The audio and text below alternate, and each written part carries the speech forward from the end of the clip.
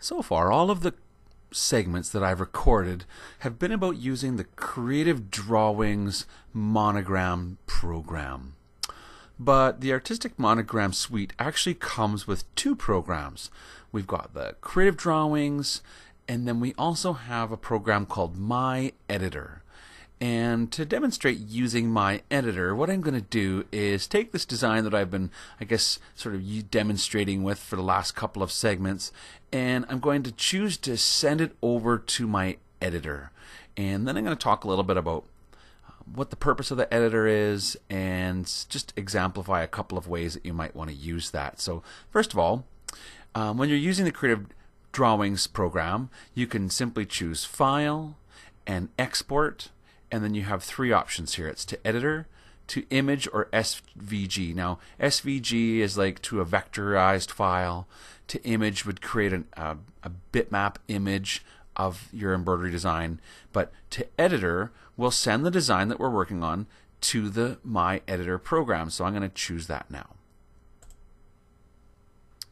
And what you'll see is that the program, My Editor, opens up. And so here we have the My Editor software, and this is actually an additional piece of embroidery software that comes with the Artistic Monogram. Now this is to try and explain the difference between sort of My Editor and the Artistic Monogram program.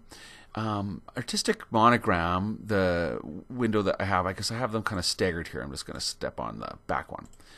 This is the program that you're going to use to create lettering and create monograms. But if you want to, you'll notice in here that we don't have the ability to, for example, open up an existing embroidery design. The only thing we could open are monogramming designs that we've created using this program.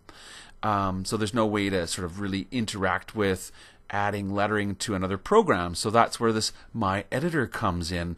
Also, the Creative Drawings program is really sort of a vectorized embroidery program where we're creating the general shapes, and the software creates those stitches, and it creates the stitches based upon the fabric choices. And so really, it's not until you choose File and Save As that this design gets generated with the specific embroidery stitches.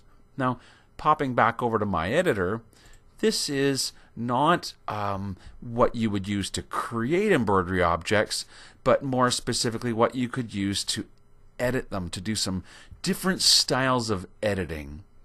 And specifically, one of the ways that you may want to edit designs is to actually look at the exact stitches of the design, and you can even make stitch modifications like inserting stitches, deleting stitches, and all sorts of ways that we can control the program. So perhaps what I'll do is just start with a small overview of the My Editor program. So similarly to the Artistic Monogram Creative Drawings program, we have drop-down menus. And inside of these drop-down menus are going to be links to the different features of the program. And again, most of those links also have tools on our toolbars. Now, just looking at the top, we've got Open, Save, Print. We've got Cut, Copy, and Paste, Undo and Redo. This is the View or Zoom percentage. These are for selecting and unselecting objects. This is to show or not show objects. This is to travel through the objects of your design. These are ways that they can be viewed. So it's stitch marks, stitches, and outlines can be displayed. We've got a slow redraw tool in this program. Down below this, you've got your color palette. So here we've got the color manager if we want to edit our colors. We've got the showing the colors that are in this design right here. Over to the left here, we have some commands that we can actually insert a command into our design, like a thread trim or a stop command, a needle up, frame out, sequins, borer, applique commands. And over here on the right, you've got your sequence view that shows you the sewing sequence of your design. Down below that we have an image map that basically shows us our entire image, and I guess if you were zoomed in on it, it would give you the sort of the overall legend of what you were looking at. So for example, if I zoom in on my design, I'm looking at a small piece of the design here in the image map. I can see that small piece, and I can actually click on this little white square and bring it to wherever I would like to look more closely at my design. So that's what this image map is over here. On the left-hand side, I have the ability to select. This is the transformation select tool. Down below that, I have the edit stitches tool. And we have a zoom in tool. And then we have rotate design and scale design. And so those are the different tools that we find on the toolbars. And so I think I'll demonstrate some of these different uses of the program. And so there's really just several different things that you could do to use the editor program. And for example, why don't we talk about editing stitches? Actually, before I even do that, I think I'll just demonstrate a few of the basic things on the toolbars. So for example, right now, if I click on the transform tool and then click on this letter T, it becomes selected. And just like in the creative drawings, I could move that, click on it and drag it to give it a new location if I wanted to. And you'll notice it shows me the old location by way of just a color. So it's showing me where it used to be, but it's now been moved to this location. If I select that letter T, notice here I have the ability to hide it. So if I click on the hide, it hides the letter T altogether. While I've got it hidden, I'm going to show you what the difference is here. Right now I have this turned on. It's called Show Filled Outlines. If I turn that off, it's going to hide that fill outline. There's a filled outline behind every object. So if I zoom in over the R and turn these back on, you can see what it does. It just basically puts a color behind all of your embroidery objects. And so because I hid the stitches for the letter T, I have now the show objects icon. If I click on that, show little eyeball, I guess, it'll show my objects again. So that's one way that you can just simply hide and show things. We also have the ability to show, this says show up to cursor. And so wherever my cursor is sitting, it will show up to. And what I mean by that, right now my cursor is at the beginning, so if I click show up to cursor, it pretty much hides everything. I mean, it leaves the outlines, but it doesn't show the stitches. Now, I'll click that again to leave all the stitches on. As an example, if I go to edit stitches, this tool here on the left, choosing that, what I'm going to do is I'm going to click on a stitch right in the middle of this letter R. So I'll zoom in very closely, and I'm just going to click on a stitch. And see how it's become selected? All right, I could easily at this point move this stitch, or insert it, a new stitch, or delete that stitch. Nevertheless, there's where my cursor is right now, and if I click on show up to cursor, everything before the cursor gets shown, everything after my cursor is not shown. That's why it says show up to cursor. This next tool here is show stitch marks, and if I turn that on, it puts a little stitch mark over top of every needle penetration. So that's some of the different view ways of viewing a design. Now, while we're on the topic of editing stitches, so the concept here is that I've turned on edit stitches, and if I click on a stitch, I select it, and if I click and drag, I move that stitch. If I right-click over the stitch, I can choose to insert, and so it goes into an insert mode where I can watch how I can just click, and it inserts a stitch, click another one, click another one, click, click, click, click as many times as I want to click. I can create my own stitches quite literally manually. And so whatever I wanted to make it, and when I right click, I'm done inserting those stitches. So you can see here that I was able to insert a whole bunch of very specific stitches. It makes no sense. I'm just demonstrating the concept that we can select a stitch, move it, We could right click over it and choose to delete it. So we have many different options in the stitch editing, and it's something that you can be very specific with your editing. Now, this is something of interest. Because I've made these stitch edits to this letter R, if I go back to transform and select it, and then watch what happens if I click it and move it.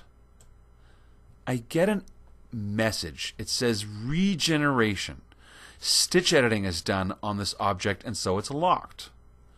Regenerate, losing changes, which means if I regenerate the stitches, it'll lose all the changes that I've made. So if I say yes, regenerate, losing changes, that would all get lost. If I say no, it will simply move the stitches to the new location but not regenerate them. So I'll say no. And see it? So I didn't lose any of those changes that I made. So it's telling me, let's just do it again. So I'll select stitch editing. I'll go in on the T, select a needle point, and move it. And that's all I have to do. Then I come back to transform, select the letter T, try and move the letter T, and it warns me that there are stitch edits done and the object has been locked. If I regenerate losing changes and say yes, it says, okay, go ahead, that it's regenerated the stitches and it lost that stitch edit that I made. So by regenerating the object, and see, it actually regenerated the R got regenerated as well. So you have to be careful when you say yes and no if you want things to be regenerated, because you may lose the stitch editing that you've done.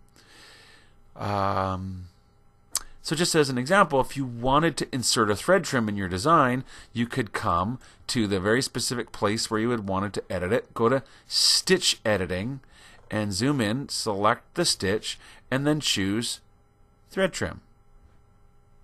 And so now we've inserted the thread trim right specifically at that point. So that's the way that you can insert a command into a design. You can edit its stitches. Perhaps what I'll do, I'm going to pop back over to the monogramming, Creative Monogram software, and we'll say new, start a new design over here, base it on some just normal fabric, choose new graphic, and finish. And then just put in some lettering, Trevor. Select that lettering and say edit, file, and export, and send it over to the editor. So you see the word immediately comes over into our editor.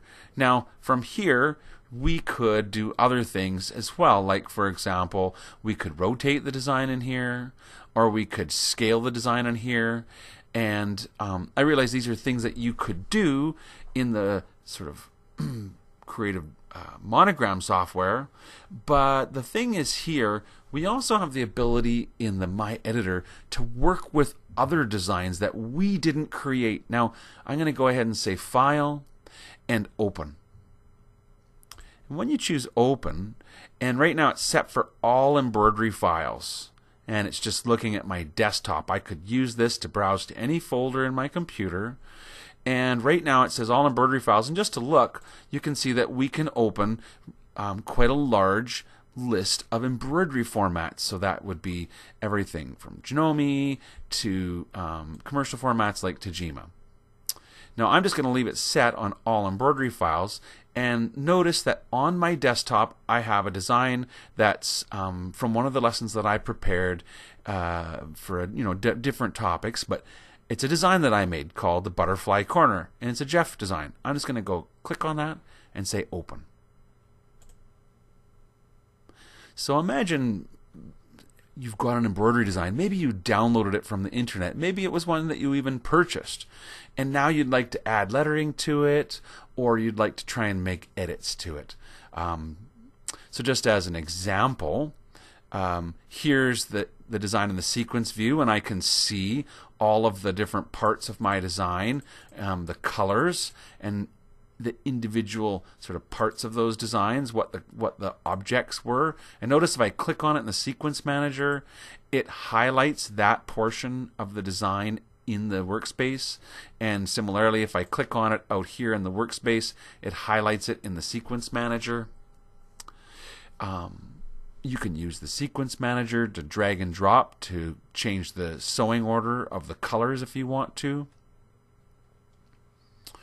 You can also, if I go into the Color Manager, you can see in here, first of all, these are all the colors in our color palette. These are all the colors in our embroidery design. And you can see here that they're actually quoting the Janome Jeff colors. Now, if you wanted to choose from a different color palette, you come to the list, say, well, no, we're not using Janome colors. Maybe we want to use something else. Maybe we've got Madeira colors, so we'll choose Madeira Classic. All of the colors here become Madeira Classic colors. If you want, you can actually just have it convert these colors from this palette. So if I say convert all, it doesn't change the colors, but it changes the quoted thread brand. You see that? And I'll say OK. So now we've got everything converted over to a different brand of thread. So that was done from here, your Color Manager. So another thing you can do in here is under your Stitches menu, you have the ability to do remove all small stitches or an auto density control. And when you use auto density, so if you've got a design and you want to, it's like a filter, it's going to run this auto density control, and it's going to take your design and give you, I guess, maintain your densities. Now, as an example, we could rotate the design in here or scale your design. So, for example, if you wanted to choose to make your design smaller, so why don't I just make this design 90% of the original and say OK, and it reduces the size. Alright, so let's say you wanted to add lettering to a stock design or an embroidery design that you had. So we can pop back over to our lettering program. Why don't we just delete the word Trevor and zoom out a little bit and go in here and create text that says butterfly. And so then imagine how the butterfly text might appear with the design.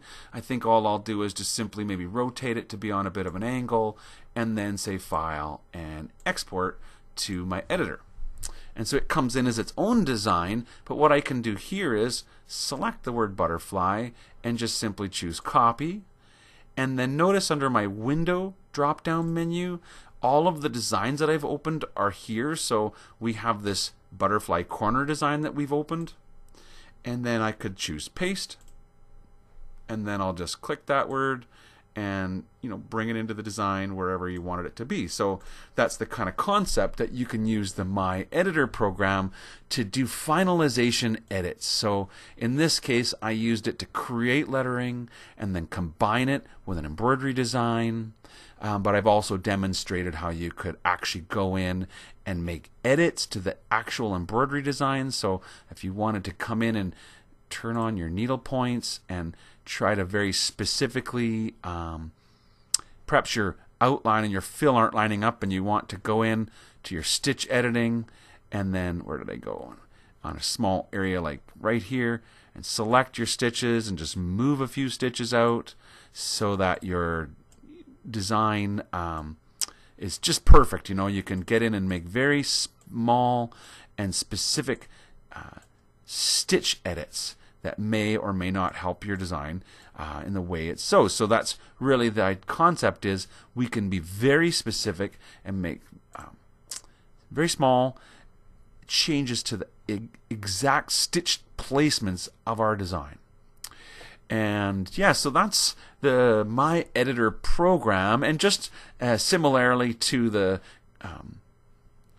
creative drawings portion, when you're in the My Editor portion, you also have that ability to go to Help and show the help contents and bring that over here and learn more about the program by going through and specifically looking at the different chapters and how you would do many of the different functions. So I don't think I covered this My Editor in as much detail as I did. Really, I see the sort of creative drawings monogramming function as the main program that we're going to use to create our monogramming and lettering objects and designs.